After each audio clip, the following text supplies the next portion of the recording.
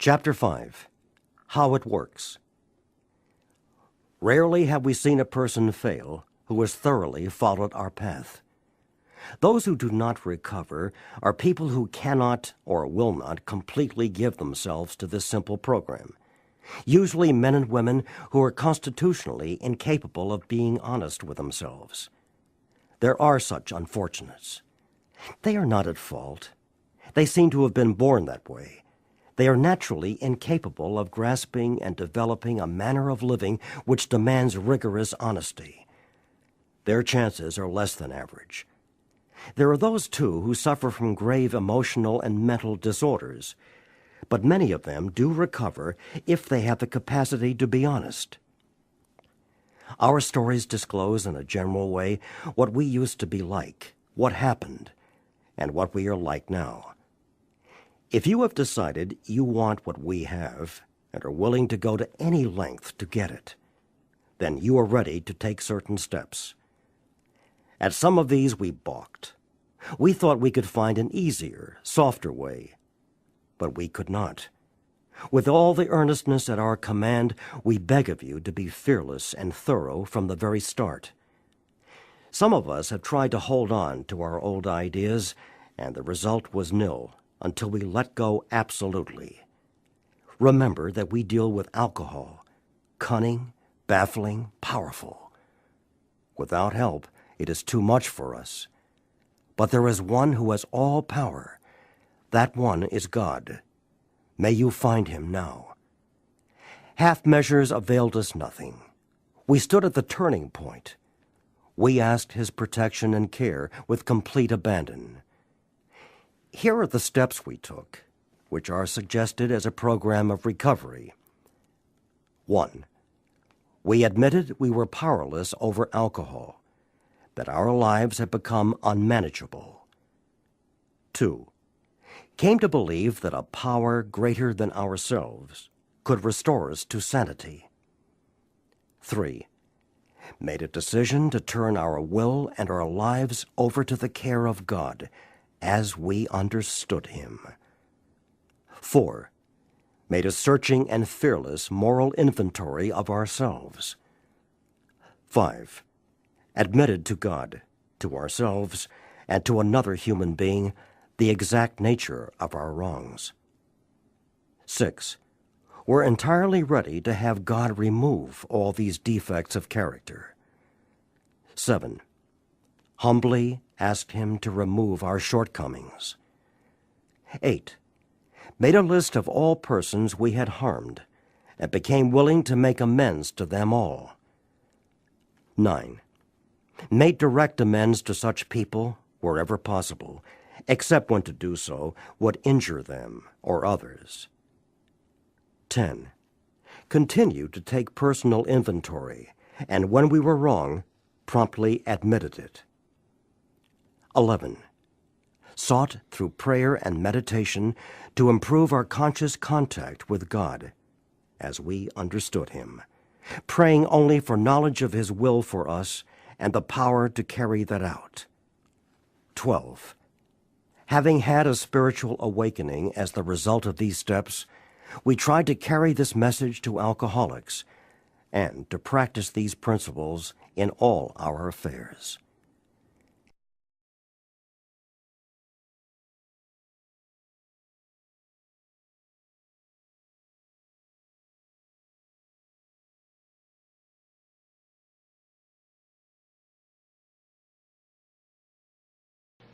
Here's another one. I've been sober a long time. My life's manageable now. I can drink now. That's called mental obsession. So if I truly have no power over a mental obsession, I truly have no power over the phenomenon of craving once I put the alcohol in my body, how can I possibly have a manageable life? So see, basically, step 1 tells me this. I have no power and I need a new manager. That's basically what it's saying. Okay. Page 36. Page 36, 2 lines from the bottom of the page. Page 36, 2 lines from the bottom. He had much knowledge about himself as an alcoholic. Yet all reasons for not drinking were easily pushed aside in favor of the foolish idea that he could take whiskey if only he mixed it with milk.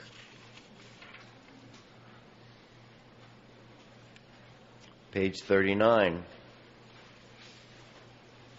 Page 39, paragraph 1, line 5. Page 39, paragraph 1, line 5. But the actual or potential alcoholic, with hardly an exception, will be absolutely unable to stop drinking on the basis of self-knowledge. So stop and ask yourself, can I stop drinking on the basis of self-knowledge? Maybe that's the key. Yeah, that's it. Information, knowledge. I need knowledge. After all, we are in an era of information. That's it. I need info, input. Give me more input.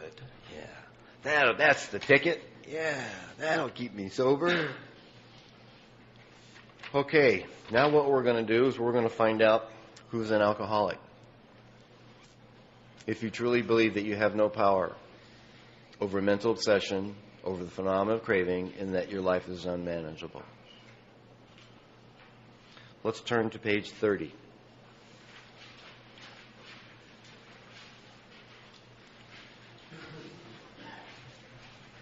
Page 30, paragraph 2. Page 30, paragraph 2. We learned that we had to fully concede to our innermost selves that we were alcoholics. This is the first step in recovery.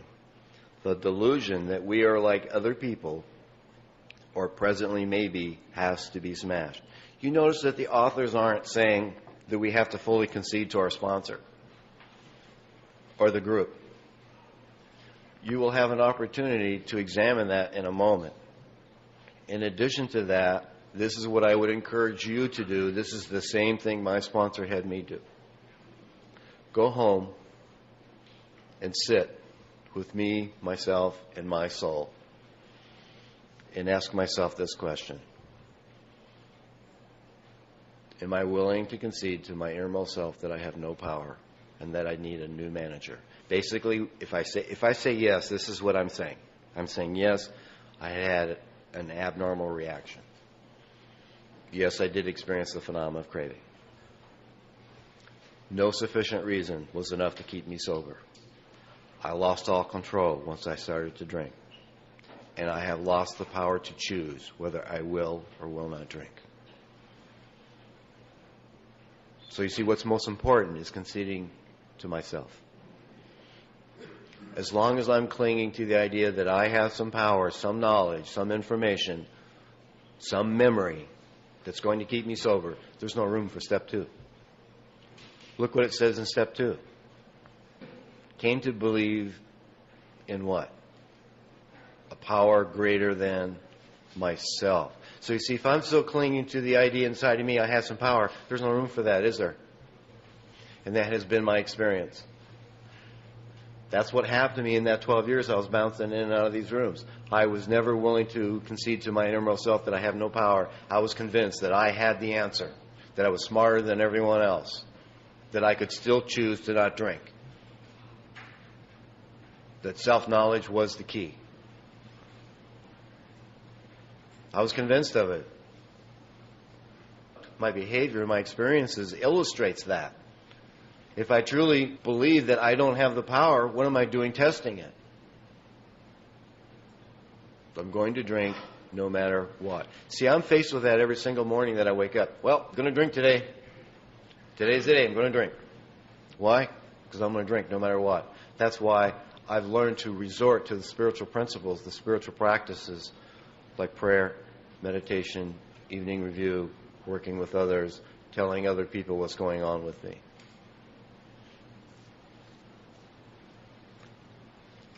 So everybody that is here to take the steps, please stand.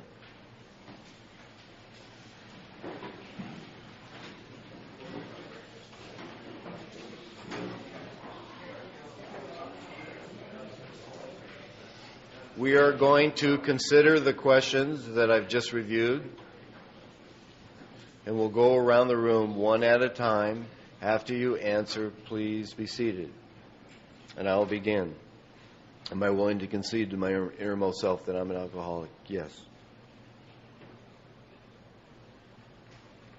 Okay.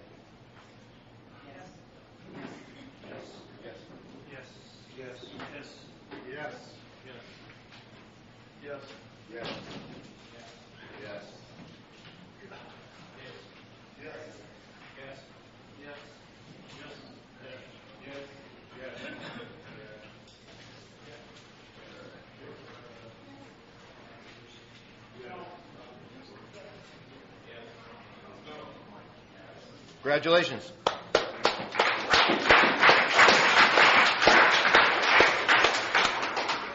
My hope for you is that you had a first step experience, and what I mean by that is this.